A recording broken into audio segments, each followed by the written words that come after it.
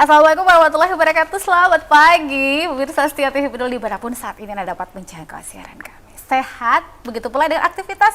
Kami berharap semuanya berjalan seperti yang kami harapkan sama-sama. Dan mungkin hari ini semuanya sedang sibuk ya, banyak rutinitas. Itu pula kami harapkan semuanya bisa terselesaikan seperti yang telah kita upayakan. Dan saya Ika Merdeka Sari hadir kembali di channel 8 TV Peduli Dinas Komunikasi dan Informatika Kota Parepare. Meskipun sebelumnya kita sudah membahas tentang bagaimana proses tahapan daripada untuk legislatif tahun 2024 pemilu seperti itu ya. Tapi mungkin ini adalah season kedua untuk mempertegas atau mungkin ada menitik beratkan seperti apa informasi lebih lanjut. Dan telah hadir di studio bersama kita ada anggota KPU Parepare, ada Ibu Safriani Sudirman, Sarjana Hukum. Selamat pagi, selamat datang kembali. Pagi. Baik, saya kira masih teringat jelas informasi yang pernah disonding beberapa pekan yang lalu ya. Mungkin ini apakah ada perbedaan informasi yang akan disampaikan dibandingkan dengan informasi tahapan pemilu sebelumnya? Silakan. Ya baik, terima kasih. Jadi ini sifatnya mengupdate informasi ke masyarakat sekaligus memberikan edukasi baru terkait dengan tahapan yang sedang jalan sekarang ini, gitu. Jadi kan kalau yang beberapa waktu lalu itu kami hadir di sini untuk menyampaikan terkait dengan proses pencalonan. Nah ini masih satu rangkaian dengan pencalonan itu, gitu. Baik, nah kalau tadi disampaikan dititik beratkan bahwa perbedaan daripada pertemuan sebelumnya pemirsa itu adalah update informasi. Nah informasi terbarukan apa yang ingin disampaikan kepada pemirsa di rumah yang masih berkenaan seputar proses pencalonan itu? Ya baik. Untuk tahapan sendiri, untuk tahapan pencalonan ini kita sudah sampai di tahap penetapan dan pengumuman DCS. Jadi beberapa waktu yang lalu dimulai dari tanggal 19 Agustus sampai dengan tanggal 23 Agustus kemarin itu KPU Parepare sudah mengumumkan DCS dan masyarakat diharapkan sudah menyimak ini daftar calon sementara anggota DPRD Parepare untuk pemilu 2024. Nah, setelah masa pengumuman itu sekarang masuk lagi di masa masukan dan tanggapan masyarakat. Jadi diharapkan setelah setelah kita mengumumkan, ini KPU sudah mengumumkan hasil verifikasi administrasi terhadap bakal calon yang diajukan oleh partai politik peserta pemilu, diharapkan masyarakat mencermati betul-betul. Kemudian jika sekiranya ada informasi-informasi tertentu yang yang mungkin mau disampaikan, dipersilakan untuk memberikan masukan dan tanggapan.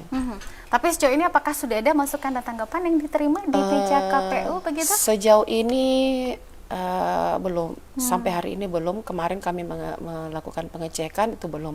Jadi proses memberi masukan dan tanggapan ini itu bisa dilakukan melalui tautan, melalui link di infopemilu.kpu.go.id. infopemilu.go.id infopemilu.kpu.go.id. Tapi ini mungkin apakah masuknya di portal secara universal? Maksud saya apakah memang ini sudah masuk di ininya KPU atau secara di pusat? Jadi begini, jadi ada langkah-langkah yang bisa ditempuh. Jadi misalnya masuk dulu ke situ, kemudian memilih sesuai tingkatan tingkatan DCS yang akan ditanggapi. Apakah itu kalau untuk DPR RI nanti memilih untuk DPR RI, kalau untuk DPRD provinsi memilih untuk DPRD provinsi, kalau untuk DPRD kabupaten kota memilih untuk DPRD kabupaten kota. Kemudian setelah itu baru kemudian memilih untuk daerah pemilihannya. Jadi seperti ada langkah-langkahnya dan itu semua melalui satu tautan supaya kenapa? Supaya memudahkan masyarakat untuk memberi informasi. Jadi tidak lagi misalnya kemarin kami mendapatkan pertanyaan, bagaimana kalau misalnya kami mau masukkan masukan dan tanggapan terhadap DCS untuk DPR RI. Jadi kami sampaikan bahwa silakan masuk ke info pemilu. Jadi tidak perlu lagi harus bersurat ke KPU RI. Jadi semuanya sudah ada di situ. Oke, ini saya sudah buka. Jadi mungkin bisa di zoom ya, Mas Udin. Jadi mungkin kalau pemirsa langsung karena kita tidak punya untuk tayangan di TV Iya, ya. nanti Jadi ya. mungkin nanti sebaiknya. Bisa ya. Jadi ini saya buka seperti ini. Jadi ketika Bapak Ibu pemirsa Setia TV Peduli yang ingin menggunakan info pemilu.kpu.go.id ini akan muncul seperti ini. Ya, nanti memilih di bagian tanggapan. Portal resmi. Jadi ininya update terus ya. Jadi ini ada 173 hari 21 jam 27 menit menuju pemungutan suara 2024. Nanti di sini memilih bagian tanggapan di situ. Jadi sebelum kita ke sana nanti ada tahapan pemilu, seleksi badan. Jadi tahu-tahu dulu ya, ini ada beberapa, kurang lebih ada 12 menunya. 12 icon di sini yang akan ditunjukkan, dan di sini ada tanggapan ya di bagian seperti ini. Di bagian ke kolom kedua bagian kanan. Nah, jadi Bapak Ibu di rumah bisa langsung memilih lewat smartphone seperti itu, tanggapan atau mungkin aduan barangkali atau seperti apa, kalau masukan misalnya, dan tanggapan.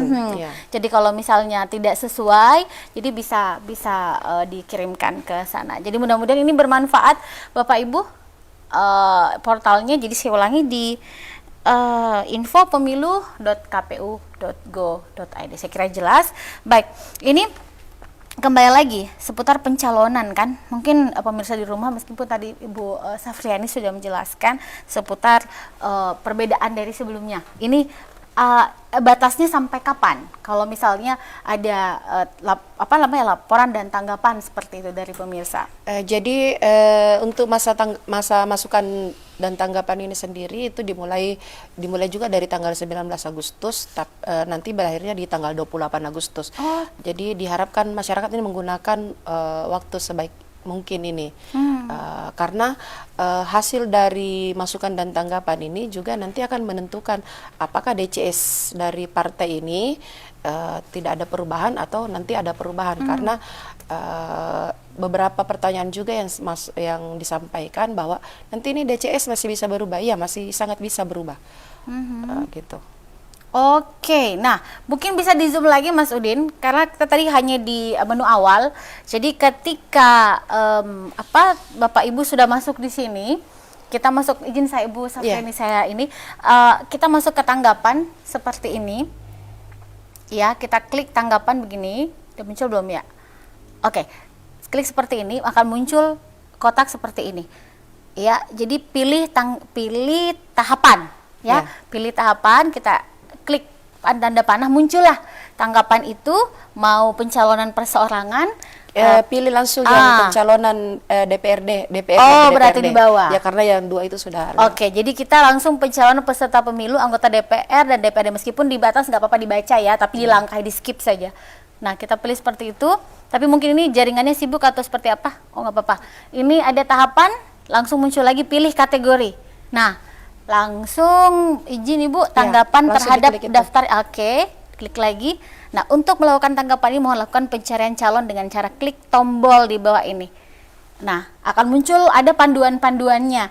Ini bisa dipelajari ya, diklik-klik aja kan, kalau misalnya belum jelas bisa di undo gitu, bisa kembali lagi. Baik, semoga itu bermanfaat. Baik Ibu, selain daripada berapa jeda waktu dari tanggal 19 sampai tanggal 28 untuk menerima laporan dan tanggapan, masukan dan tanggapan seperti itu, mungkin ada tadi sempat ada di sounding bulan 11 itu November akan ada apa di sana? Jadi di 4 November itu sudah penetapan DCT. Ya, jadi perlu mungkin kami sampaikan juga sebagai informasi kepada masyarakat bahwa semua bakal calon yang ada di pengumuman DCS itu adalah bakal calon yang sudah memenuhi syarat administrasi sampai dengan diumumkannya DCS tersebut.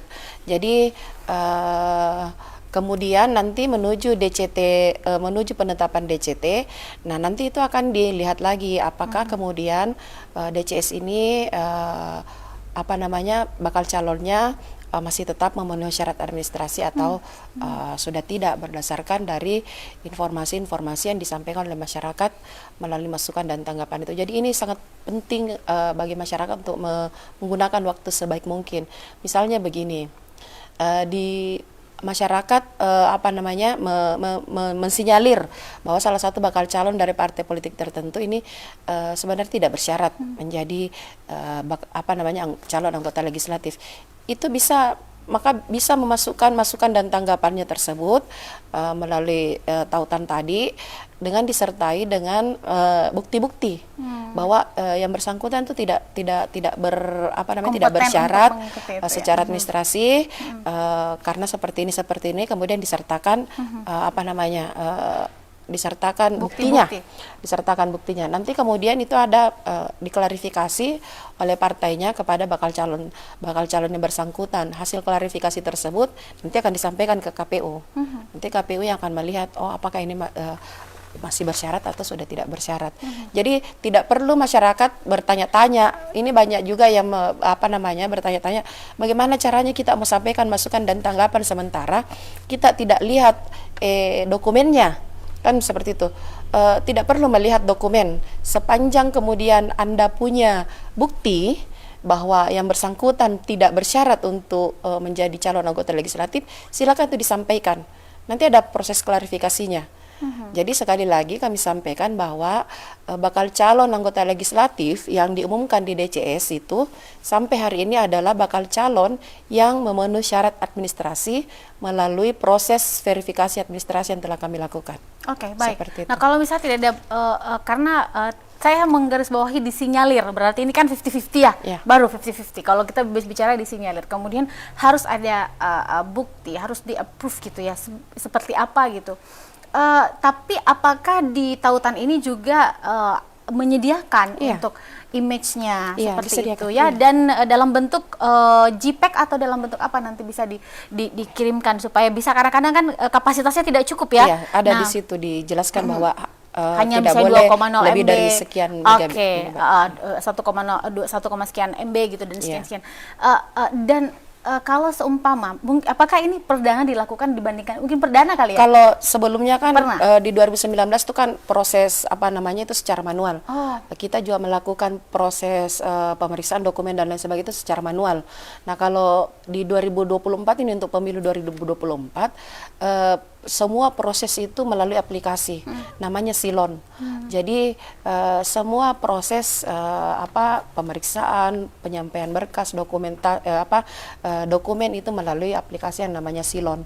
Jadi ini juga yang kemudian menjadi karena semuanya sudah ada di satu data. Jadi maka proses penyampaian masukan dan tanggapan juga melalui situs tadi, tautan tadi. Tetapi juga tidak tertutup kemungkinan jika ada masyarakat yang ingin menyampaikan secara langsung bisa datang ke kantor KPU Kota Parepare di Jalan Bumi Harapan, Kelurahan Bumi Harapan untuk menyampaikan. Tapi prosedurnya tetap sama, harus tetap menyampaikan bukti-bukti. Menyertakan bukti-bukti kalau misalnya dianggap calon tersebut tidak bersyarat. Iya, dan juga harus ada identitasnya dari pelapor. Oke, jadi yang menyampaikan laporan tanpa identitas itu pasti tidak akan diproses. Iya. Jadi mungkin ini penting untuk jadi catatan bersama bahwa tidak ada perbedaan, mungkin hanya ingin memudahkan saja sehingga teman-teman bisa melalui smartphone gitu ya. Tapi kalau seumpama melaporkan secara langsung, secara manual juga disilahkan dengan tadi ada beberapa kriteria, harus punya identitas lengkap, resmi, kemudian juga ada bukti-bukti yang disertakan. Tapi kalau kita berkaca di tahun 2019, apakah waktu itu ada dan akhirnya diproses dan memang tidak lanjut? Ada. Ada masukan dan tanggapan, ada proses klarifikasi yang dilakukan di masa pada waktu itu dilakukan oleh teman-teman pada periode waktu itu. Ada. Dan memang akhirnya disclaimer waktu itu. Yang kami ketahui bahwa semua hasil verifikasi pada saat itu dinyatakan tidak benar. Laporan-laporan. Jadi itulah makanya penting untuk menyampaikan bukti yang valid. Kemudian ada juga sih beberapa yang memasukkan waktu itu laporan-laporan tapi tidak disertai dengan identitas. Tidak disertai dengan identitas. Sehingga memang kalau tidak disertai identitas ya tidak bisa tidak bisa diproses lebih lanjut. Iya, iya. Iya, seperti itu. Karena tentunya kita juga tidak mau terjebak dalam Iya. situasi yang Mana yang tahu. yang digiring untuk menjebak-jebak Iya, juga. iya, mana tahu hanya surat-surat kale yang disampaikan oleh pihak-pihak tidak bertanggung jawab untuk Iya. menjatuhkan seseorang gitu. Iya, karena KPU sekarang menjadi salah satu institusi yang cukup seksi ya beberapa bulan ini dan ke depan sampai Iya. tahun 2024. Baik, ini ada tahapan-tahapan yang sudah dilakukan. Tapi untuk kita pengen tanya dari beberapa pekan, dua bulan yang lalu ya, 2-3 bulan yang lalu sempat Ibu dari KPU juga hadir. Ini progresnya. Ini kan mungkin ada deadline. Ini sudah tidak menerima lagi masukan dan tanggapan. Istilahnya sudah done nih verifikasi dan persyaratan-persyaratan dibutuhkan ini sudah masuk final round begitu. Bagaimana Ibu? Jadi ya itu tadi batas waktu untuk masukan dan tanggapan masyarakat itu sampai tanggal 28. Bulan ini ya? Iya, bulan 28 Oke. Agustus ini. Hanya 1 minggu kurang lebih? Jadi Dari tanggal 19? Iya, dari tanggal 19 1 kan 2 minggu. minggu. 19 sampai tanggal 28. Oke, Iya. oke, kurang Ya, lebih. ya kurang lebih segitulah. Iya. Jadi 19 sampai 28. Jadi setelah ini kan baru DCS ini baru daftar calon sementara. Nah, setelah tanggal 28 itu tentu kita akan melakukan ada lagi tahapan yang namanya penyampaian hasil verifikasi terhadap masukan dan tanggapan tersebut dari partai politik kepada KPU. Perjalanannya itu masih ada ini kan bulan Agustus ya, jadi masih ada September, Oktober, baru kemudian nanti masuk 4 November itu penetapan DCT. Jadi masih ada beberapa waktu lagi sebelum DCT. Nah, kalau sudah selesai di DCT, maka sudah selesai prosesnya. Dan proses pemilihan akan segera Iya. dilaksanakan begitu. Baik, tapi sejauh ini kembali lagi daripada update-update informasi yang dilakukan, apakah selain melalui TV Peduli, tentu saja sebagai media partner daripada KPU Kota Parepare, itu bentuk sosialisasi lain yang dilakukan oleh teman-teman KPU, karena ini kan kasip sekali waktunya dari tanggal 19 sampai tanggal 28, sedangkan masukan dan tanggapan ini urgent sekali, berarti sekali artinya gitu. Sejauh ini teman-teman langkah-langkah yang dilakukan selain melalui kami apa lagi? Jadi untuk proses pengumumannya sendiri kami sudah melakukan pengumuman di berbagai media, baik itu media cetak maupun media online maupun media massa lain, misalnya media online ya. Jadi ini kami lakukan secara masif dari tanggal 19 sampai dengan tanggal 23. Dan kemudian juga di website KPU Parepare juga ada kami sampaikan, begitu juga di berbagai sosial media yang KPU punya, baik itu dari YouTube, Instagram, kemudian Facebook. Itu tentu kami berharap bahwa masyarakat menyimak pengumuman-pengumuman ini, dan lengkap kami sampaikan bahwa jadwal-jadwal pelaksanaannya itu seperti apa, dari tanggal berapa sampai tanggal berapa, kenapa ini penting dan lain sebagainya gitu. Semua sudah kami sampaikan. Mudah-mudahan masyarakat aware dan memperhatikan itu sebagai bentuk edukasi dari kami gitu. Oke, semoga informasi tadi melalui berbagai media ini tersampaikan, karena dari tanggal 19 sampai tanggal 28 itu kalau kita berpikir sih lumayan sih 10 harian lebih, tapi kan kadang-kadang pemirsa kita dapatnya di last minute gitu, Ya, detik-detik selalu begitu. ya selalu kapan, besok, nanti jadi terakhir itu tanggal 28 Agustus pukul 23:59 kali ya. Ya, ini juga kemudian yang melatar belakangi kami meminta waktu ini untuk hadir di TV Peduli untuk menyampaikan kepada masyarakat bahwa kami itu sebenarnya menunggu masukan dan tanggapan. Jangan nanti last minute seperti yang Anda sampaikan bahwa Mbak Ika sampaikan bahwa nanti di last minute baru kalau sudah lewat Betul. Terlambat Mi. Terlambat Mi. Basi kan gitu ya. Kemudian juga kami banyak juga mendapat pertanyaan bahwa bagaimana Mi itu bakal calon yang harus mundur. Ya. Nah, ini banyak. Jadi di dalam PKPU nomor 10 tahun 2023 itu di pasal 14 itu mengatakan terhadap apa namanya, jabatan-jabatan yang harus mundur itu memang harus memasukkan surat keputusan pemberhentian dari pejabat yang berwenang. Itu poinnya.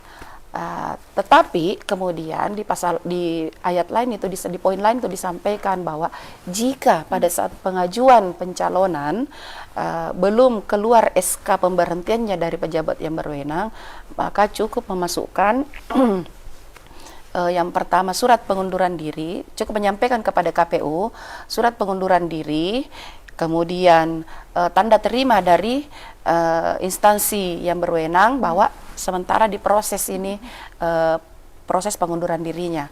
Nah, kapan SK-nya harus masuk? SK-nya, SK pemberhentiannya harus masuk ke KPU terakhir itu di tanggal 3 Oktober. Tanggal 3 Oktober.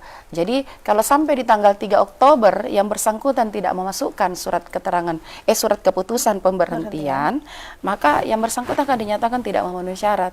Jadi seperti itu. Jadi sekali lagi kepada pemirsa TV Peduli bahwa semua yang ada di DCS hari ini adalah bersyarat secara administrasi. Sejauh ini? Sejauh ini. Nanti kita akan tinjau lagi, itu akan ditinjau lagi seperti tadi yang saya sampaikan.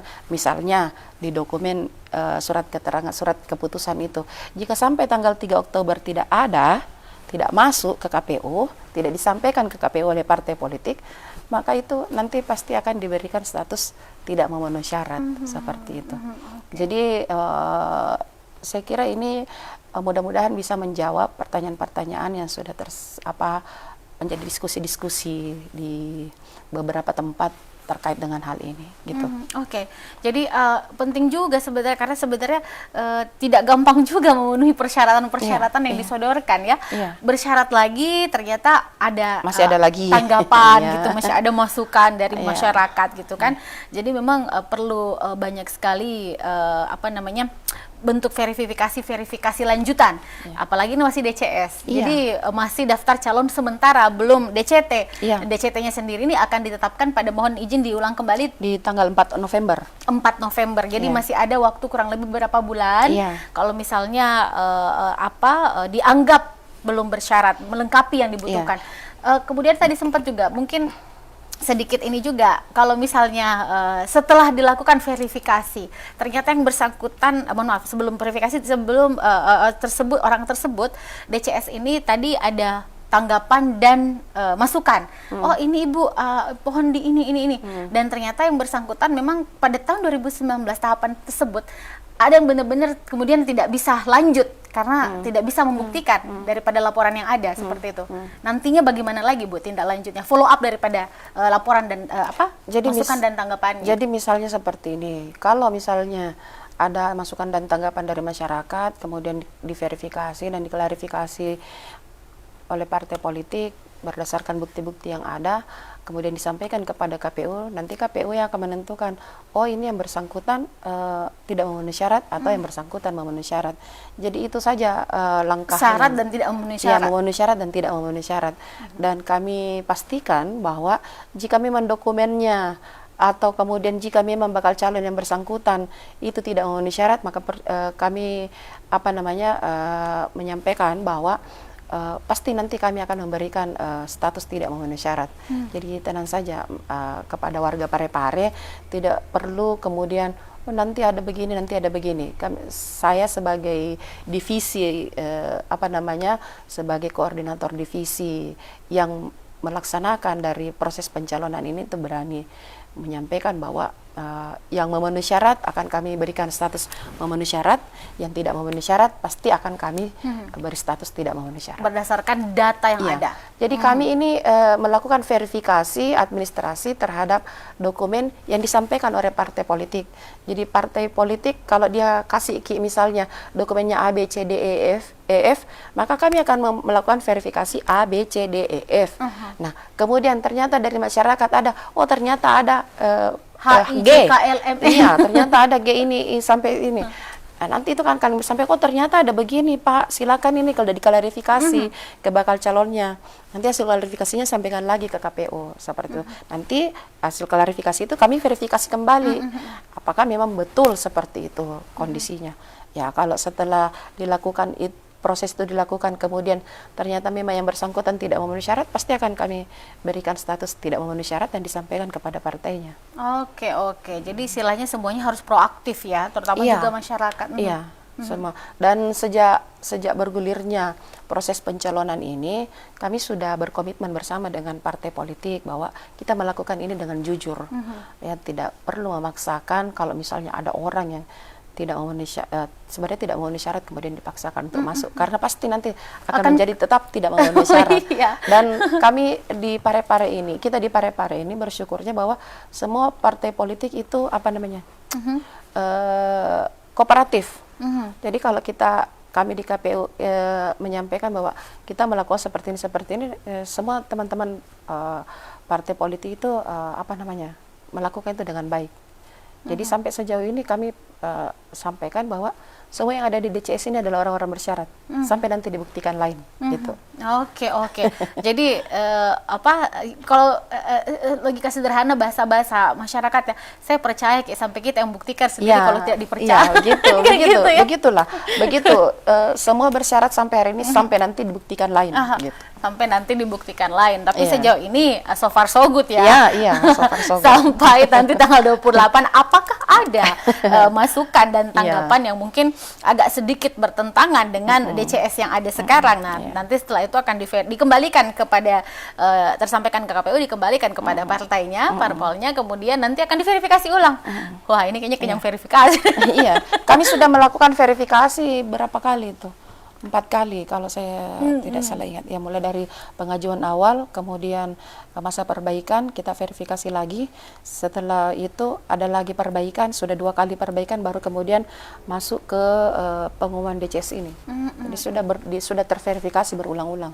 Dan tentu saya kira partai politik juga tidak akan mengambil resiko dengan memasukkan orang-orang yang tidak bersyarat. Betul. Karena nanti di ujungnya pasti mereka sendiri akan rugi.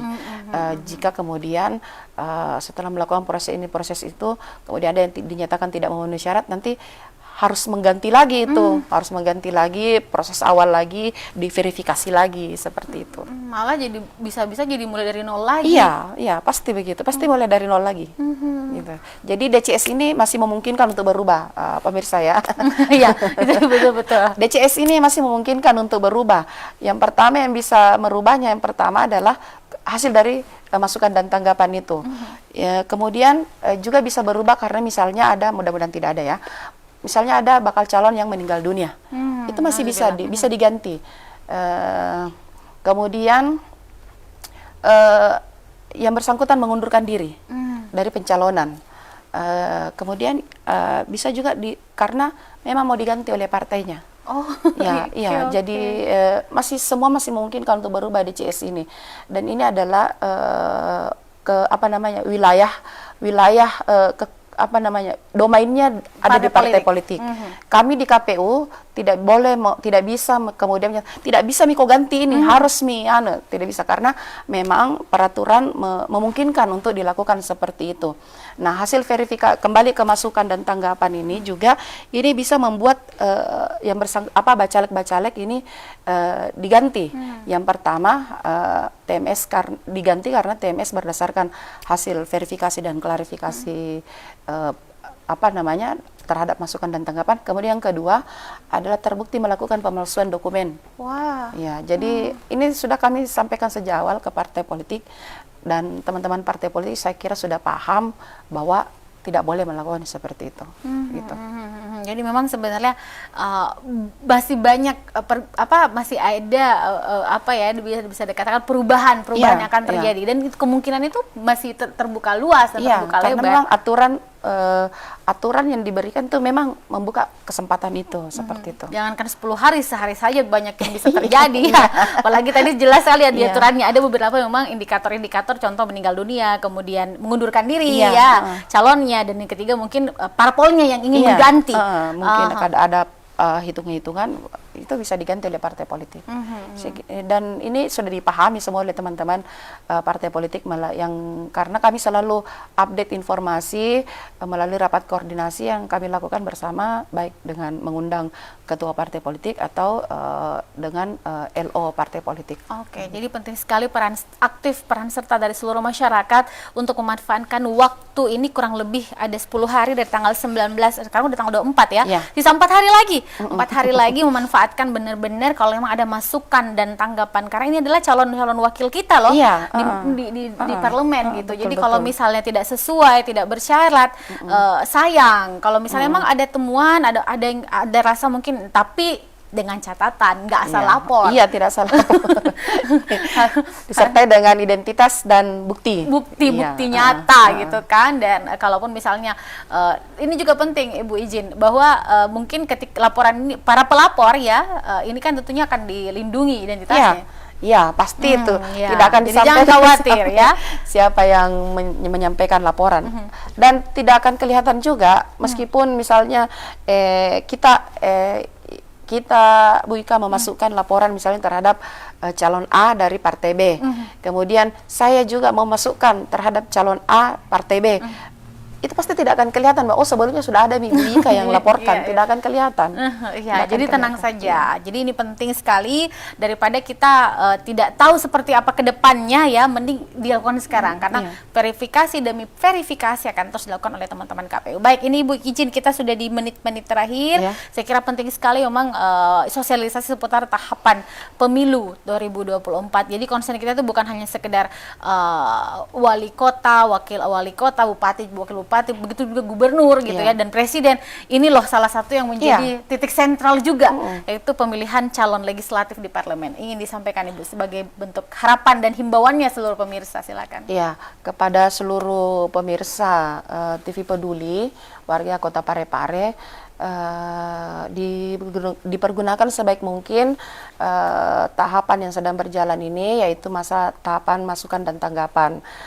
Jika memang sekiranya ada informasi-informasi yang ingin disampaikan, silahkan dilakukan melalui info.pemilu.kpu.go.id atau bisa langsung berkunjung ke KPU Kota Parepare. Kemudian saya juga menghimbau kepada seluruh lapisan masyarakat kiranya tetap menjaga suasana kondusif yang ada di Kota Parepare menjelang pemilu 2024. Mari kita bersama-sama berkomitmen untuk melakukan dan melaksanakan pemilu ini dengan damai. Kemudian juga tentu selalu kami harapkan bahwa kita bersama-sama melaksanakan pemilu ini sesuai dengan aturan. Karena kadang-kadang juga hanya selalunya seperti bahwa penyelenggara itu harus melakukan pemilu sesuai dengan aturan. Tetapi kemudian pertanyaannya, apakah kemudian peserta pemilu dan juga pemilihnya sendiri ini mau melaksanakan pemilu sesuai dengan aturan? Tentu saya kira idealnya bahwa semua hal yang berkaitan dengan pemilu ini dilakukan secara bersama-sama dan kemudian dilakukan dengan cara mematuhi aturan-aturan yang ada. Saya kira itu mudah-mudahan di Parepare pelaksanaan pemilu tetap berjalan damai, kondusif.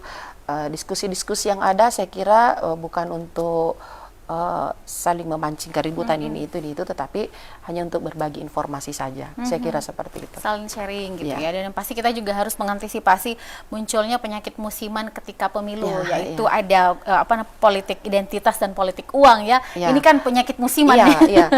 Itu juga tentu kami berharap bahwa kita semua melaksanakan pemilu dengan baik. Tidak melakukan money politik, baik peserta pemilu, penyelenggara pemilu, maupun juga kepada pemilih. Ya karena ini kan siklus dari penyelenggara ke peserta pemilu, ke pemilih. Jadi kita melaksanakan itu dengan baik. Kemudian juga hindari politik identitas. Saya selalu mau bilang begini, misalnya kita masyarakat ini, kita fokus saja, kalau misalnya kita sudah suka sama satu calon, kita fokus pada kebaikannya itu calon tak. Tidak perlu kita bergeser-geser mencari kejelekannya calonnya orang lain. Ya begitu, supaya ini tetap damai Parepare. Kemudian juga hindari hoax, penyebaran berita hoax. verifikasi dengan baik berita-berita yang Sebelum muncul. diteruskan. Sebelum diteruskan. Baca Dulu isinya baik-baik. Karena biasa itu, Bu. Biasa ini dan ini banyak-banyak di grup-grup WA itu belum pindah baca. Share nih. Sudah pindah share baru pindah baca. Wah, ternyata salah. Tahu apa tuh sudah terkirim nih. Jadi itu jangan sampai kita menjadi bagian dari penyebaran berita hoax itu. Saya kira itu yang perlu juga untuk diperhatikan untuk menjaga kondisi kondusif di kota Parepare ini. Sharing-sharing pesan-pesan broadcast yang ternyata mohon maaf sekali menyesatkan Iya, informasi. kadang-kadang itu judulnya lain, isinya lain. Iya betul sekali. Kalengnya merek terkenal, isinya bukan. Ternyata sama gitu, isinya kalengnya biskuit, isinya kacipo. Kurang bener. Dan istilahnya, mari kita memilih calon yang berintegritas, yang mempunyai kapasitas seperti itu. Ini wakil kita loh, yang bertanggung jawab terhadap kita yang memilih dia, gitu kan. Jadi ini akan menjadi garansi kita 5 tahun ke depan orang-orang ini, gitu. Jadi sekali lagi manfaatkan waktu hingga tanggal 28 Agustus nanti untuk memberikan masukan dan tanggapan teman-teman melalui portal resmi. Tadi ada situs, ada link ya, yang bisa diklik tautan itu, atau juga bisa langsung datang ke kantor KPU di Jalan Bumi Harapan. Ya. Oke, terima kasih sekali lagi Bu sudah berkenan hadir. Dimohon datang lagi nanti mengupdate informasi karena ini penting. Berusaha kita untuk disonding terus biar nggak lupa. Seperti itu. Kami tentu selalu berharap seperti itu, dan terima kasih kepada TV Peduli yang selalu mensupport kegiatan-kegiatan KPU yang pengumuman itu sebenarnya sudah selesai tanggal 23, tapi saya lihat masih selalu diumumkan. Terima kasih banyak. Sama-sama. Baik, semoga sukses, sehat-sehat selalu karena ini bakal menyita banyak sekali energi dan pikiran, tapi ini tugas mulia ya, tugas negara, insya Allah bernilai ibadah di sisi Tuhan Yang Maha Kuasa. Saya pamit saudara, wassalamualaikum warahmatullahi wabarakatuh, dan sampai bertemu kembali di kesempatan yang lain. Sampai jumpa.